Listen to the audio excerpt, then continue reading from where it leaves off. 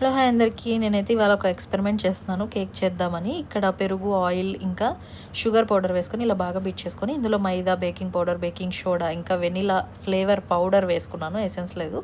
So ఇది కూడా బాగా బీట్ చేసుకున్న తర్వాత ఒక గిన్నెకి ఆయిల్ అప్లై చేసుకోవాలి. ఇక్కడ నేను అన్ని వీడియోలో చూపిస్తున్నాను, బట్ టైం ఎక్కువ లేదు కాబట్టి వాయిస్ ఓవర్లో కొంచెం ఫాస్ట్గా చెప్తున్నాను. ఇక్కడ యాక్చువల్గా కన్సిస్టెన్సీ థిక్ ఉన్నప్పుడు కొంచెం పాలు యాడ్ చేసుకోవాలి. నేను పాలు అవైలబుల్ లేదు కాబట్టి వాటర్ యాడ్ చేసుకున్నాను. సో ఒక గిన్నె తీసుకొని దీనికి మొత్తం ఆయిల్ అప్లై చేసి ఆ బ్యాటర్ మొత్తం ఇందులో వేసేయాలి.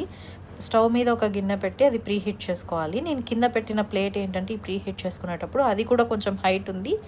ఇప్పుడు నేను కేక్ బ్యాటర్ వేసుకున్నది కూడా కొంచెం హైట్ ఉంది కాబట్టి పైన మూత సరిగా క్లోజ్ అవ్వకపోవడం వల్ల చుట్టూ బాగా కుక్ అయింది, మధ్యలో మాత్రం సరిగా కుక్ అవ్వలేదు. అందుకే నేను ఎక్కువసేపు పెట్టాను కాబట్టి చుట్టూ కొంచెం మాడినట్టు అనిపించింది. తీసిన తర్వాత టేస్ట్ మాత్రం పర్ఫెక్ట్గా కేక్ టేస్ట్ వచ్చింది.